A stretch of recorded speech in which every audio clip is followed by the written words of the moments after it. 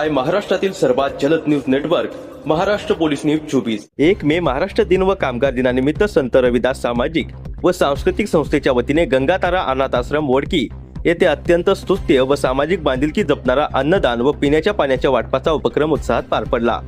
या उपक्रमांतर्गत आश्रमातील वृद्ध महिला तसेच अनाथ मुलांना अन्न व पाण्याचे वितरण करण्यात आले।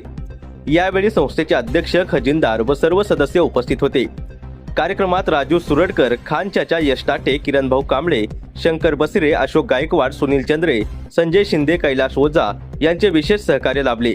त्यांच्या सहकार्यामुळे हा उपक्रम यशस्वीरित्या पार पडला।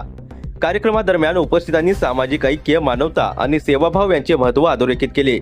गरजू व निराधार घटकांसाठी अशा प्रकारचे उपक्रम राबवणे ही काळाची गरज असल्याचे मत यावेळी व्यक्त करण्यात आले। संस्थेच्या माध्यमातून समाजातील वंचित घटकांना मदत करण्याचा संकल्प यावेळी दृढ करण्यात आला। कार्यक्रमाच्या शेवटी संत रविदास सामाजिक व सांस्कृतिक संस्थेचे अध्यक्ष श्यामभाऊ टिंटोरे यांनी सर्व मान्यवरांचे व सहकार्य करणाऱ्या सर्वांचे मनपूर्वक आभार मानले। तसेच भविष्यातही अशाच सामाजिक उपक्रमाचे आयोजन करण्यात येईल असे आश्वासन दिले।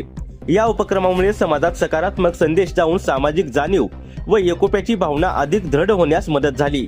महाराष्ट्र पोलीस न्यूज 24 साठी महाराष्ट्र राज्य उपसंपादक गणेश कांबळे।